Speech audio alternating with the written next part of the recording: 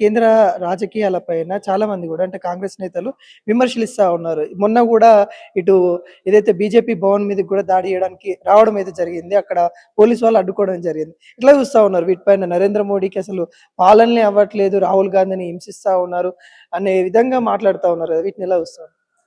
వాళ్ళకేం దొరకట్లేదు. ఎందుకంటే మేము చేస్తున్నది ఏం లేదు. రాహుల్ గాంధీని హింసించాల్సిన అవసరం మాకేం ప్రజలు ఆయన చీకొడుతున్నారు. మేమేం చేయట్లేదు.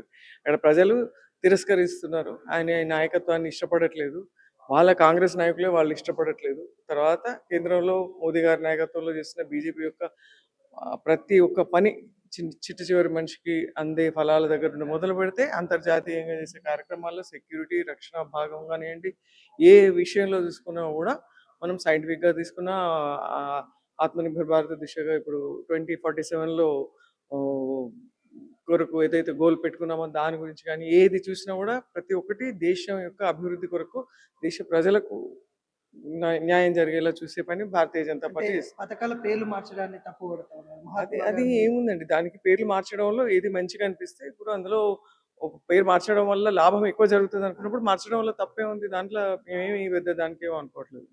నేషనల్ ఎర్బర్ కేసులో కావాలనే ఈడీ కేసులు పెట్టారు, హింసించారు. ఎలక్షన్ టైంలో కావాలని ప్రతిపక్ష నేతల మీద కుట్రలు చేశారు అనే విధంగా మాట్లాడుతా ఉన్నారు. కుట్రలు చేయాల్సిన అవసరం లేదు. నేషనల్ హెరాల్డ్ కేసు అనేది ఒక ప్రెస్ దానికి సంబంధించిన కేసు. అది టోటల్గా ఇండిపెండెంట్ కేసు.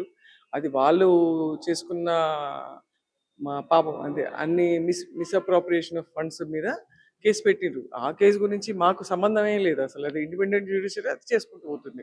ఇప్పుడు వాళ్ళు ఏదో మళ్ళీ పోస్ట్పోన్ అయింది. ఆ కేసు అలా వాళ్ళు నడిచే దాంట్లో మాకేం అవసరం ఉంది చెప్పండి. సో దానికి సంబంధమే లేదు అసలు. ఏం చెప్తారు కాంగ్రెస్ నేతలకి? వచ్చే కేంద్రంలో మళ్ళీ మేమే గవర్నమెంట్ ఏర్పాటు చేస్తాము, ఇక నరేంద్ర మోడీ గారి కాలం అయిపోయిందనే విధంగా చెప్తా ఉన్నారు కదా, వాళ్ళకి ఏం చెప్తారు? ప్రజలు ఇదివరకు లాగా నమ్మే పరిస్థితిలో లేదు. ఎందుకంటే సోషల్ మీడియా కానివ్వండి, యాక్సెసిబిలిటీ అనుకోండి, చదువుకున్న వాళ్ళు లిటరసీ రేట్ కానీ దేశంలో బాగా పెరిగింది. ప్రతి ఒక్కరు అర్థం చేసుకున్నారు డెవలప్మెంట్ ఏంటిది, అసలు పార్టీ ఏంటిది. పార్టీ వాళ్ళ సొంతం కొరకు మేము నమ్మే సిద్ధాంతం దేశం ముందు, తర్వాత పార్టీ, తర్వాత ఇండివిజువల్ అని నమ్మే పార్టీ మాది. వాళ్ళేమో ముందు వ్యక్తి, ఆ పార్టీ యొక్క నడిపించే కుటుంబము, తర్వాత పార్టీ, తర్వాత దేశం అంటే రివర్స్ దాంట్లో నడుస్తున్న పద్ధతులు ప్రజలందరూ గుర్తిస్తున్నారు. వాళ్ళకు గుణపాఠం ప్రజలే చెప్తారు. మేము చెప్పాల్సిన అవసరం లేదు.